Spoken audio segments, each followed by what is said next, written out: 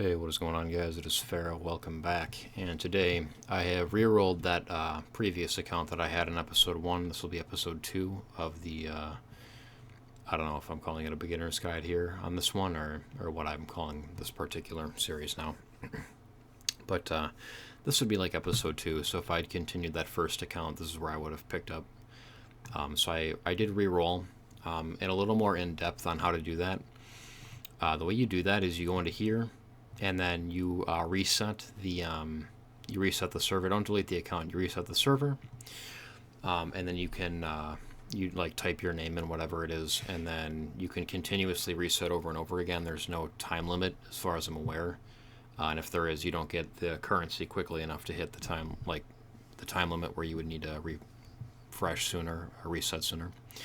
But what you're looking to do is just go through episodes here. So I'm in episode 2 now, I guess. I haven't started that quite yet. But the way you'll want to re-roll is you're going to do all of the 6th world stuff. You don't have to 3-star all of it, but do all you probably should 3-star all of it, even if you can't right away. You just keep going and then go back and finish like maybe 1 or 2, if that even. So finish all that stuff in the 6th world, and then the very first level of Ezra, you'll need to complete this to Tyrell Castle, and that will give you enough Sky Stones. I believe that's 500. And then what you'll do, you will have Spirit Altar unlocked at that point, and then you'll go into whichever one. I did Fire or Flame. I did Easy, and then when you go into here, you can run 10 quick battles, and then you have 10 more from the event.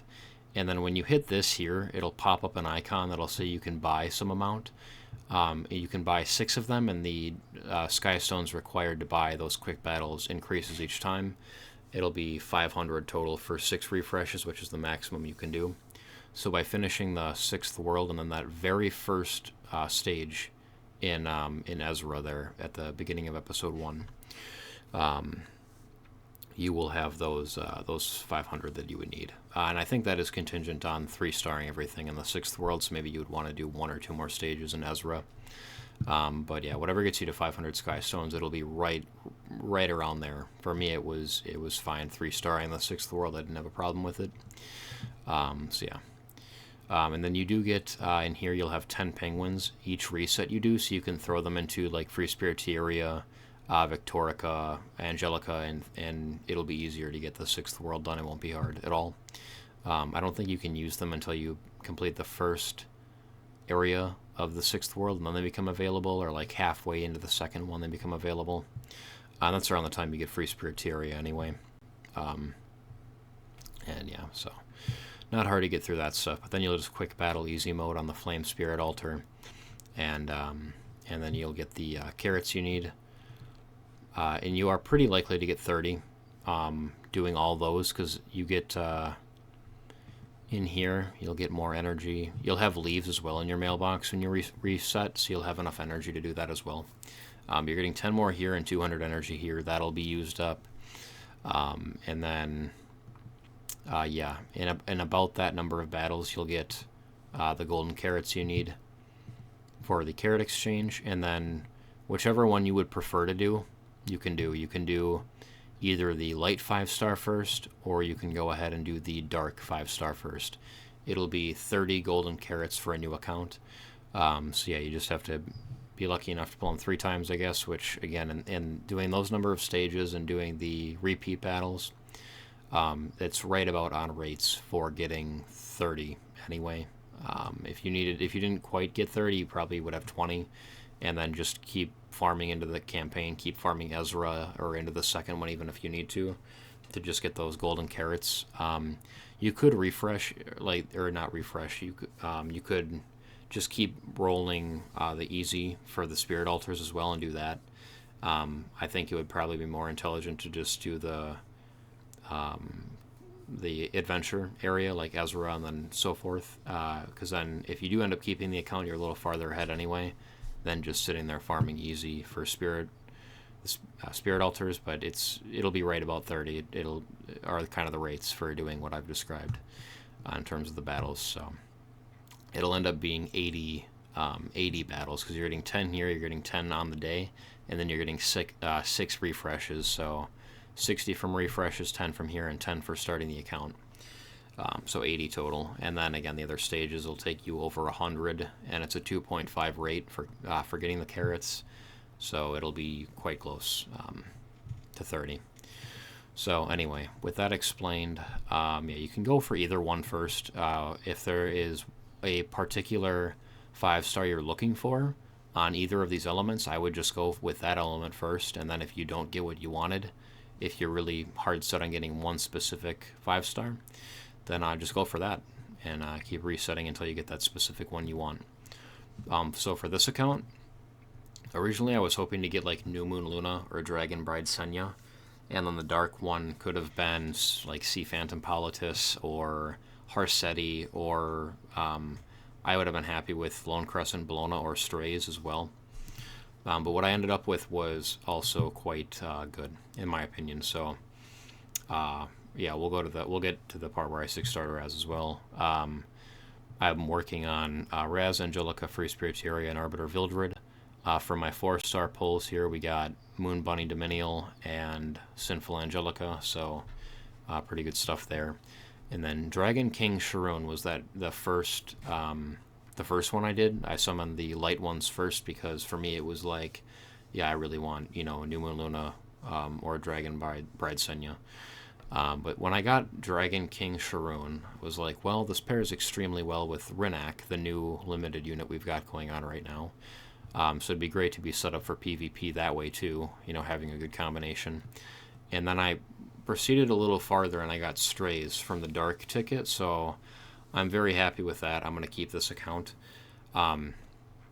These two here could have been 5-stars as well. You get the tickets for those. Those are with normal carrots, so you can. The way to reroll really is to hit the one that you want. So for me, it was light. For you guys, it could be dark, whichever character you're specifically going for. I would guess a lot of people would want to get Harseti as well to start an account. But then, yeah, these normal carrots, you're going to throw those into here, and it's, I think you need 300 total. It's 150 total to get the 5, so it's 30. Yeah, it's 30 carrots, I believe, for each one. So you buy all 5 and you get one summon there, and then one summon there. And it is a 30% chance in here to get 30% chance here, I believe. It should say here. So the 4 to 5-star hero summon is, yeah, 30% chance for a 5-star, which is these ones, which is what you get. You get one summon. So you can keep re-rolling over and over again until you get three Moonlight 5-stars to start, because you could get one from the ticket, whether that's light or dark. Light is in week 2, dark is in week 4, and then week 3 is where you get those other tickets here. So you could end up getting 3 right off the bat, and if there are 3 that you want and like, then you would just continue playing, and then whichever one you didn't get here, when you get 30 more golden carrots, you'd summon that and see if you want that. So yeah, you can have 4 Moonlight 5-stars. It's actually not that hard. Based on the math I did, it was only in my head, so I could be wrong, but a 30% chance on both summons for 5-stars. The chance of getting both of them as 5-stars would be a 9% chance on the account. I'm pretty sure it's a 9% chance that those line up, where you would have, and it's just probability. Things can happen in strange ways. RNG does not work the way you want it to oftentimes. But yeah, I'm pretty sure that math is right, because 30% of 30% is 9%, as far as I'm aware. So it should be a 9% chance with every reroll you get that you get 3 5-star Moonlight characters, because you're getting 2 from those little connection things, the light and the dark, and then the 5-star ticket you're getting a guaranteed 5-star. So that's a way to think about it there too, where I could be starting with 4. Like, I think that's pretty great rates, actually. A 9% chance, I'm pretty sure that's what it is, of starting with 4 Moonlight 5-stars is really, really good. However, I got to two 5-stars that I think are like really, really good for the account. The Dragon King Sharoon will go with Renak. We'll pull her, and they'll combo together well for Arena. And some of their mechanics will work earlier on. I'm not going to have to wait until the gear is really good to make them work in some capacity. Obviously, the higher the level you climb in RTA and Arena, you will need higher level gear, but just in a mechanical sense, I should be able to use both of them earlier on even as well and get some value. Especially with Renak, since her third skill does 7,000 set damage. That's, for a lot of characters early on in the game, that's over half of their HP, or half. And then Strays can one-shot hunts, so you can't build him right away. He's not useful in that capacity right away. When you start, he needs other components to work for his one-shotting for different hunts, but that's very exciting to me that I know in a couple months I will have the ability, well, assuming I can get the other pieces to the puzzle, in a couple months I could be able to farm gear that's good enough to make both of them work, or make him work in these teams. Watcher Shuri just got buffed too, so you don't have to build, you don't have quite the gear requirements anymore for Watcher Shuri that you did before, and he's generally in the team with Strays for the one-shots. So yeah, it's very, very exciting for me to see this and be like, all right, I can one-shot hunts, which to me is very valuable. I don't have time to sit here on the game and let these different things run for 3 minutes, or 2 minutes even. For me, it's like if I can get a 15 to 20 second run, that's huge, because I can just run through that, get through the energy, and then go back to whatever it is I was doing. For me personally, usually that's having to deal with one of my kids. Their kids are wild. I have a 1, 3, and 4-year-old, so I now understand why people like to spread their kids out farther. For me, it was like, well, they'll all go to school together, they'll be really close in age, get along, and then they're just egregious. It's completely out of this world. These kids, their brains. I know I wasn't normal when I was 4, 3 or 4 either, but having multiple of them together is wild. So, all right, and then yeah, right on cue, my son came in asking for his mom. So, yeah, just I'm happy about what I've got here. So Renak, I think I was talking about, has 7,000 fixed damage, and then will do good damage there.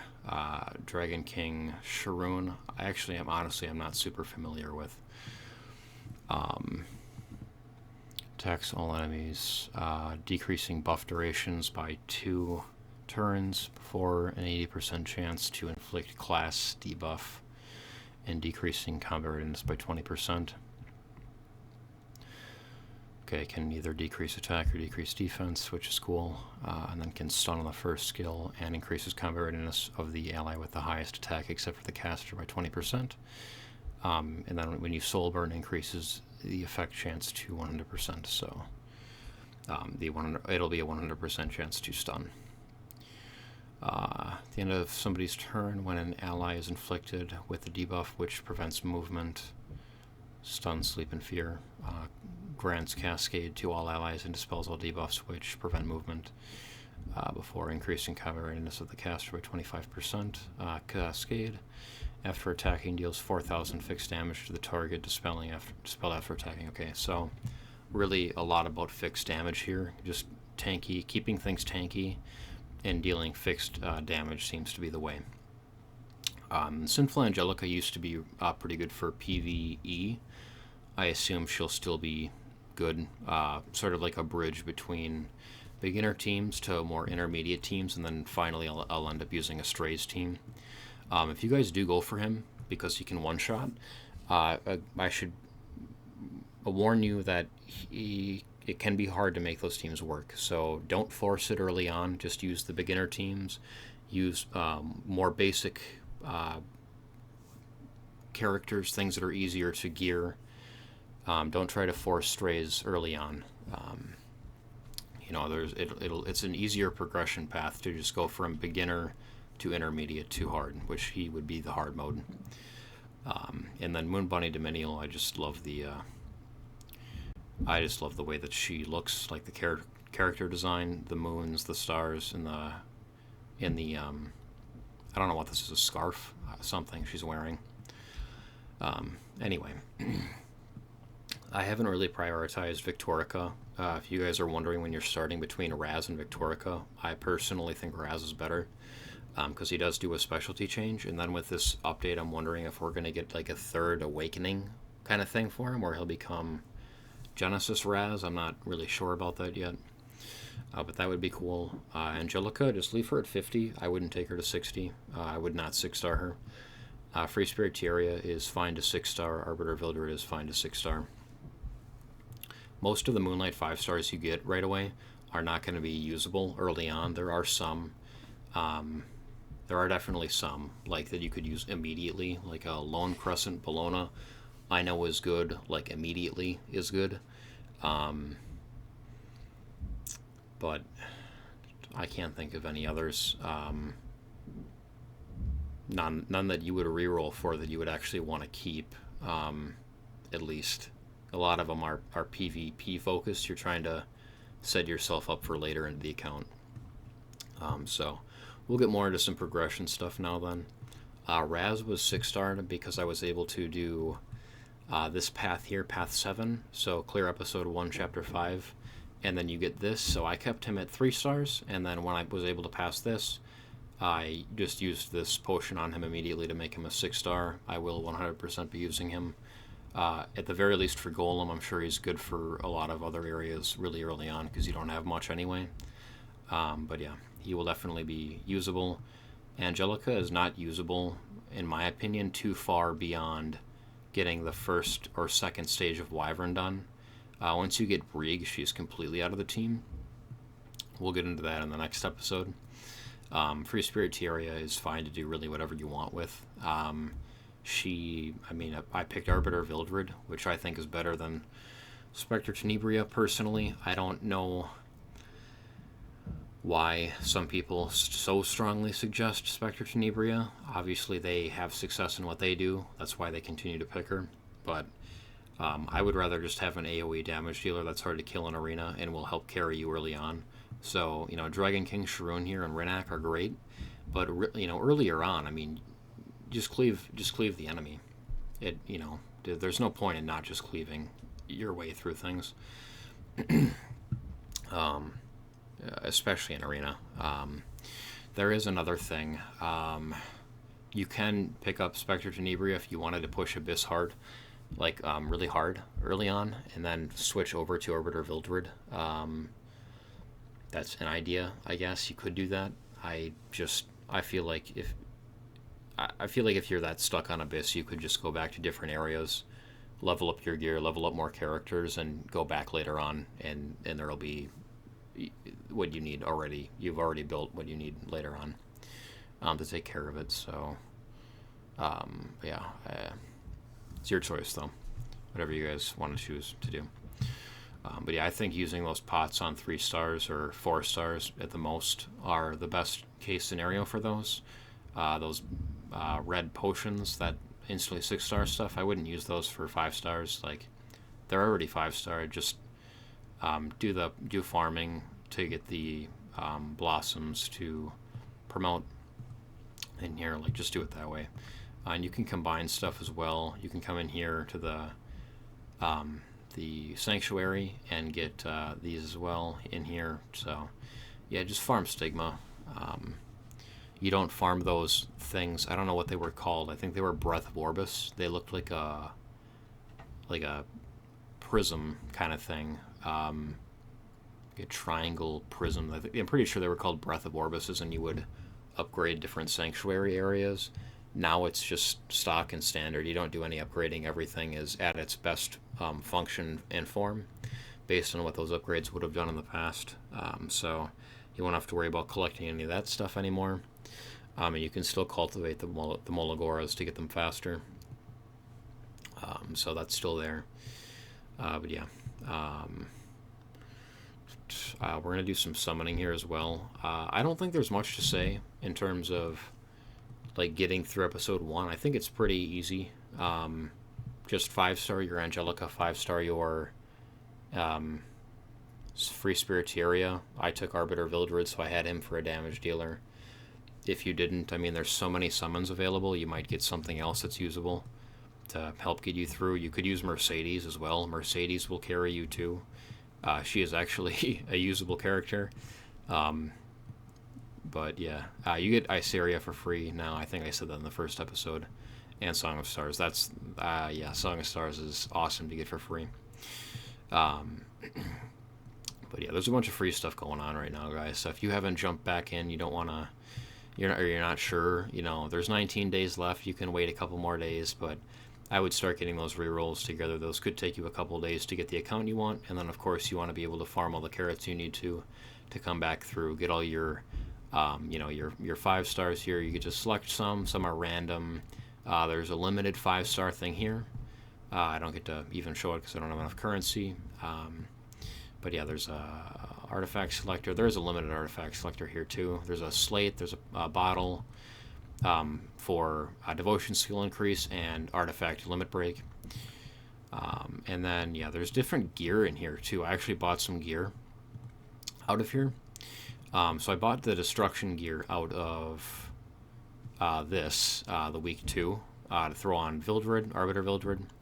And then I bought some of this gear too. These take the golden carrots. I bought some of this gear too. I haven't put it on Raz yet, but I did put that destruction set on Arbiter Vildred, and that makes the first episode really easy. Like almost no way to fail at that point. But if I had thrown these on, it's like a 100% chance you will get through. You will not fail anything. So, yep, that can help. And then I think at this point I'm just going to summon and call it a video. I went pretty in depth with the explaining of rerolling and why I took what I took. But again, you guys could start with 4 Moonlight 5 characters. Like 4 Moonlight 5 characters is insane. Day 1, hours, or not even hours, literally an hour into an account, you could get 4, and then if you don't, you could just reset. Well, you'd only be getting 3 because you'd have to farm 30 more golden carrots, which will take a little more time. But you could get 3 right off the bat, then you're going to get the 4th anyway. So, yeah, I think we're going to summon for Rinnak here. So, yeah.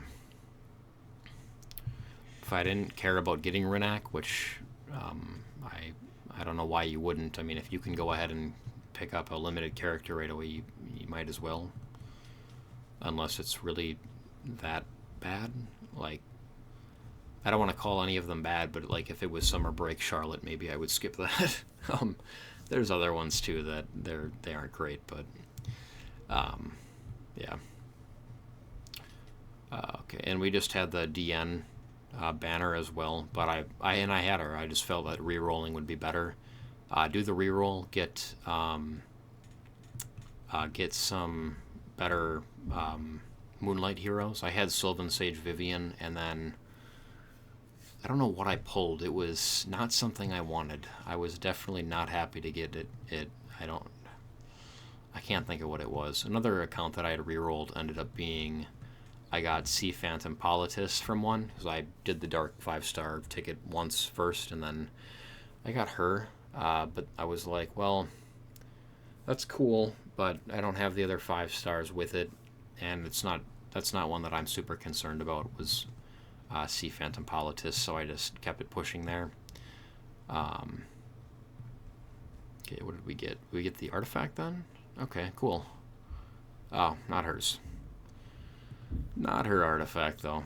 It'll be for this guy. Got another Victorica. If you get Miwi from here, that's cool, I guess. You could build Miwi a little earlier. You do get him for free from the Wyvern Path, whereas you used to be in a position where it was like, hopefully I'll get a Miwi soon. I don't have to, think too hard about whatever else. But, yeah, Miwi is guaranteed free now, so you don't have to worry about pulling him anymore. So that's all the bookmarks I got there. There is actually another place I could throw those into, but I think I will wait next time to show that to you guys. But yeah, anyway, thanks for watching, and I'll see everybody in the next one.